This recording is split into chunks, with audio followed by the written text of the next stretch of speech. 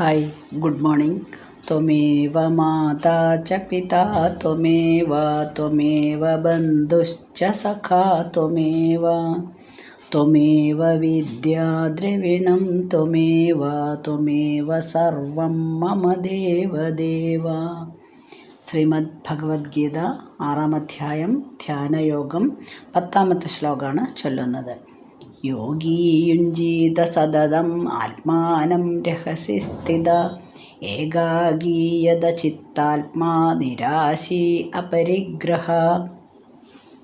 മലയാളം: ഏകാന്തത്തിൽ സ്വാർത്ഥമുക്തൻ ഏകാഗീ സംഗവർജിതൻ ഹൃദന്തം തന്നിലെ തന്നെ സ്വയം യന്ത്രിച്ചു നിർത്തണം. ധ്യാനം എങ്ങനെ തുടങ്ങണം എന്നുള്ളതിൻ്റെ ഒരു തുടക്കം പറഞ്ഞു കൊടുക്കുകയാണ്. കഴിഞ്ഞ ശ്ലോകത്തിൽ യോഗാരൂഢൻ്റെ ലക്ഷണം പറഞ്ഞു കഴിഞ്ഞു. ഇനി എങ്ങനെയാണ് നമ്മൾ ഈ ധ്യാനത്തിന് വേണ്ടിയിട്ട് ഇരിക്കേണ്ടതെന്നുള്ളതാണ് വിവരിക്കുന്നത്.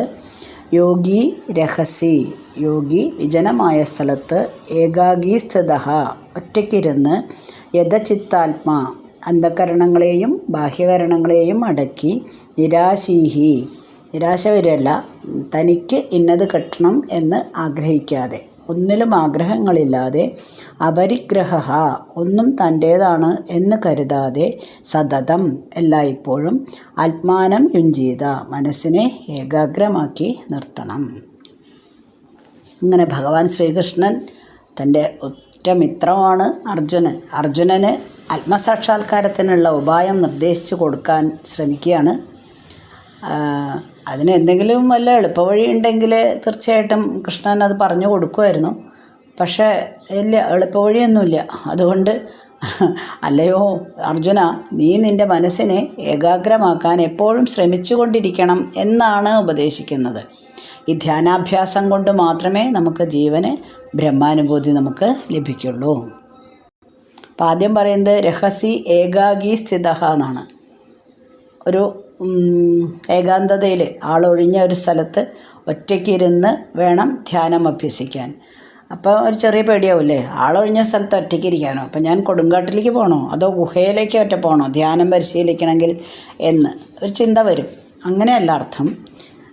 നമുക്ക് എവിടെയാണോ നമ്മൾ ഇരിക്കുന്നത് ആ സ്ഥലത്ത് മറ്റ് ശല്യങ്ങളൊന്നുമില്ലാതെ ഏകാഗ്രതയോടുകൂടി ഒറ്റയ്ക്ക് ഇരിക്കാൻ കഴിയണം. അത് എവിടെ വേണമെങ്കിലും ആവാം, നമ്മുടെ വീട് തന്നെ ആവാം, പുറത്തുള്ള സ്ഥലങ്ങളാവാം. പക്ഷേ മറ്റ് ശബ്ദമാലിന്യങ്ങളോ അല്ലെങ്കിൽ മറ്റെന്തെങ്കിലും കാര്യങ്ങൾ നമ്മുടെ ശ്രദ്ധ തിരിക്കുന്ന ഒന്നും തന്നെ ചുറ്റുഭാഗത്തും ഉണ്ടാവാൻ പാടില്ല.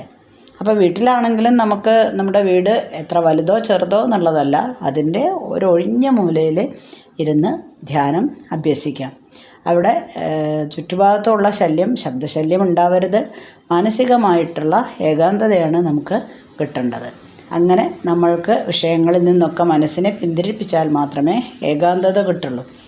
അപ്പോൾ വീട് വിട്ടു പോകണമെന്നോ ഇന്ന സമയത്ത് ചെയ്യണമെന്നോ ഒന്നും പറയുന്നില്ല. നമുക്ക് എപ്പോൾ വേണമെങ്കിലും ധ്യാനം പരിശീലിക്കാം. ഒറ്റയ്ക്കിരുന്നാൽ മാത്രമേ ശരിയായിട്ടുള്ള ഒരു മനഃശാന്തി കിട്ടുള്ളൂ നമുക്ക്. മറ്റൊന്നിനെ പറ്റിയും ചിന്തിക്കരുത്. ഇതിനു മുന്നേയും നമ്മൾ പറഞ്ഞിട്ടുണ്ട്. നമ്മൾ നാമം ചെല്ലുമ്പോഴായാലും മറ്റു കാര്യങ്ങൾ ഭഗവാന് പൂജ ചെയ്യുമ്പോൾ, ഭഗവാനോട് ബന്ധപ്പെട്ട എന്ത് കാര്യങ്ങൾ ചെയ്യുമ്പോഴും നമ്മുടെ മനസ്സിൽ മറ്റ് അടുക്കളയിലെയോ വീട്ടിലെ മറ്റു കാര്യങ്ങളോ ഒന്നും തന്നെ ശ്രദ്ധയിൽ കൊണ്ടുവരാൻ പാടില്ല. അതെല്ലാം ഒഴിവാക്കിയിട്ട് വേണം പൂർണ്ണമായിട്ടും ഏകാഗ്രത, അതായത് പൂർണ്ണമായിട്ടും ഭഗവാനെ തന്നെ മാത്രം ചിന്തിച്ച് വേണം നമ്മൾ കാര്യങ്ങൾ ചെയ്യാമെന്ന് നമ്മൾ ഇതിനു മുന്നേയും കേട്ടിട്ടുണ്ട്. അതുപോലെ അങ്ങനെ ചെയ്താൽ മാത്രമേ ഏകാഗ്രത നമുക്ക്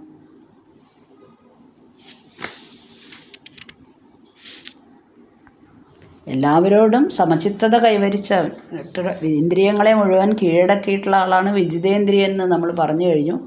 അപ്പോൾ നമുക്ക് ആരോടാണ് ഏറ്റവും ഇഷ്ടം? ഭഗവാനോടാണ്. അപ്പോൾ ഭഗവാനുമായിട്ട് എങ്ങനെയെങ്കിലും സംഭാഷണം നടത്തണം, അല്ലെങ്കിൽ ഭഗവാനിലേക്ക് മാത്രം നമ്മൾ ശ്രദ്ധിക്കണം. അങ്ങനെ ഒരു തലം നമുക്ക് എത്തണം. അപ്പോൾ സന്ധ്യയ്ക്ക് ധ്യാനിക്കണമെന്നോ രാവിലെ ധ്യാനിക്കണമെന്നോ അങ്ങനെയൊന്നുമില്ല. നമുക്ക് എപ്പോഴാണോ പറ്റിയ സമയം, കഴിയുന്നതും എല്ലാ ദിവസവും ഒരേ സമയം തന്നെ തിരഞ്ഞെടുക്കാനായിട്ട് ശ്രദ്ധിക്കണം. എപ്പോഴും പറ്റിയെന്ന് വരില്ല. ഒരു ദിവസം പറ്റിയില്ല എന്ന് വിചാരിച്ച് ഒന്നും സംഭവിക്കില്ല, യാതൊരു പ്രശ്നവുമില്ല. പക്ഷേ ഒരു നല്ല ടൈം ടേബിൾ നമുക്ക് വേണ്ടതാണ്. അപ്പോൾ അതിന് വേണ്ടിയിട്ട് നമ്മൾ എന്താ ചെയ്യുക, നമ്മൾ കഴിയുന്നതും ഈ സാമൂഹ്യ മാധ്യമങ്ങളുണ്ടല്ലോ, ഫോണ്, TV, യൂട്യൂബ് വീഡിയോസ് അങ്ങനെയൊക്കെ ഉണ്ടല്ലോ, അങ്ങനത്തെ ഒക്കെ കഴിയുന്നതും ഒഴിവാക്കുക.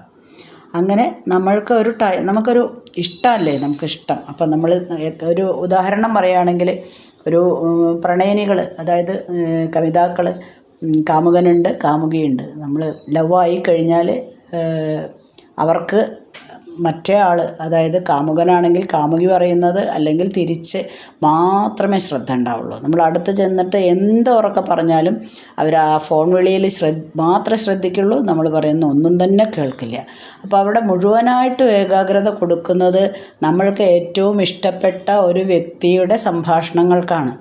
ഇവിടെ നമുക്ക് ഏറ്റവും ഇഷ്ടപ്പെട്ട ആരാണ്? ഭഗവാനാണ്. ആ ഭഗവാനോടുള്ള സംഭാഷണമാണ് നമ്മൾക്ക് ചെയ്യേണ്ടത്. അങ്ങനെ ഭഗവാനോടുള്ള സംഭാഷണം നമ്മൾക്ക് ചെയ്യാനൊരു ചാൻസ് കിട്ടണേ. എന്തായാലും ഇങ്ങനെ എന്നാണ് ഓരോ ദിവസവും നമ്മൾ ഇന്ന് എനിക്ക് എപ്പോഴാണ് അതിന് സാധിക്കുക എന്ന് മാത്രം ചിന്തിച്ചുകൊണ്ടേയിരിക്കണം. അതിന് കൃത്യമായ സമയം പാലിക്കുന്നത് നല്ലതാണ്. ഇനി പറ്റിയില്ലെങ്കിലും ഒന്നും കുഴപ്പമില്ല.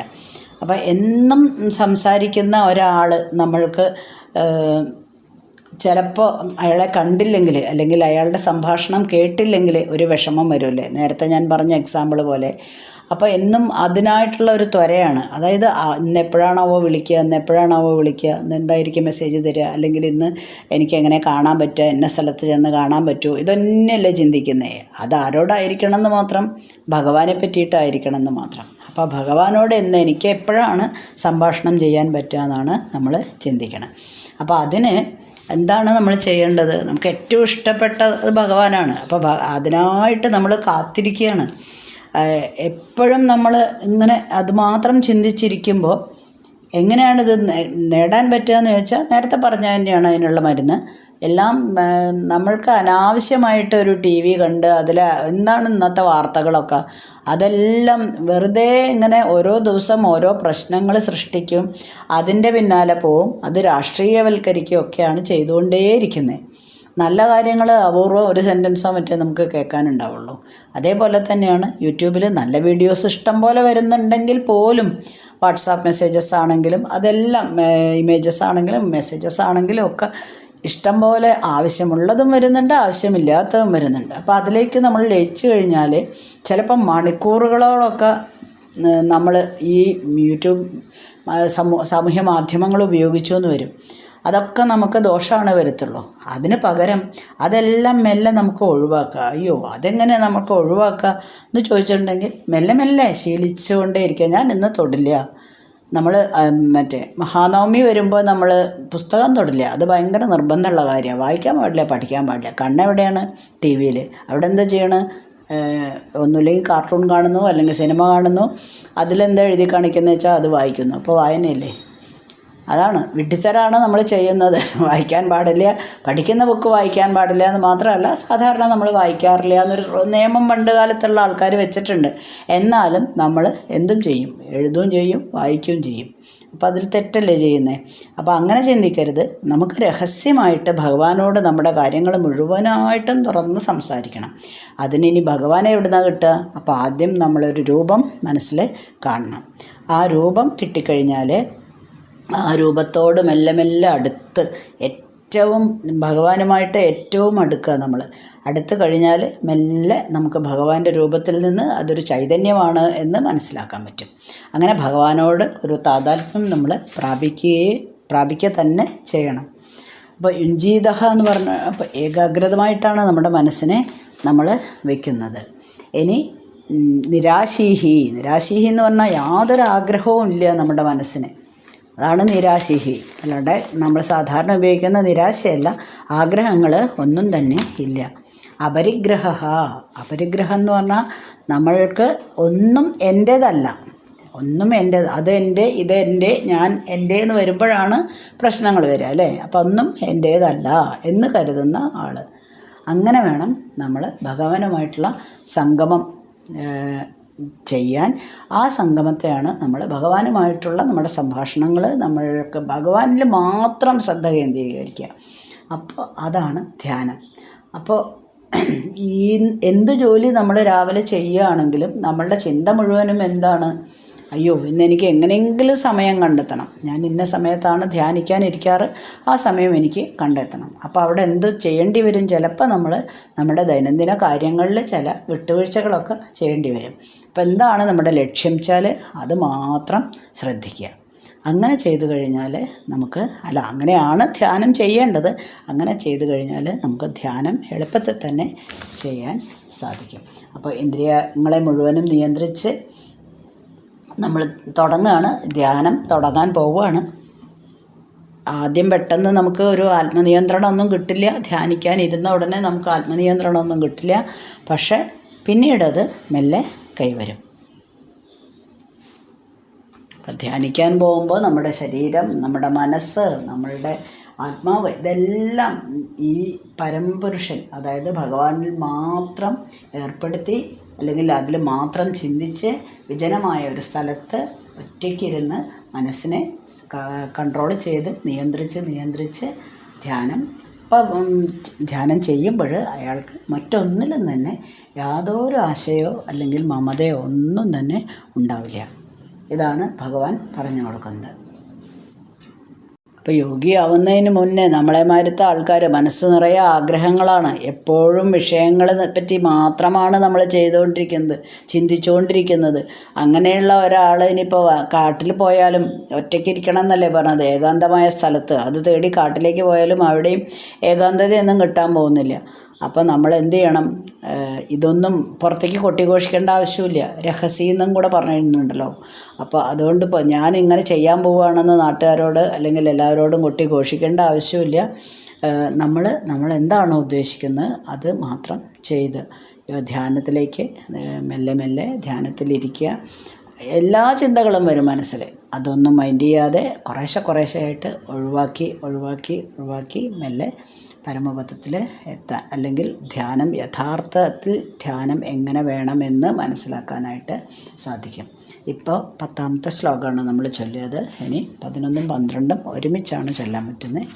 അതുകൊണ്ട് അത് അടുത്ത ദിവസം വായിക്കാം. ഓക്കെ. അസ്മിൻ പരാത്മന്നനുപാത്മകൽപേതുമിത്തമുത്ഥാപിത പത്മയോനി അനന്തഭൂമാമരോഗരാശിം നിരുന്ധിവാതാലയ വാസവിഷ്ണു.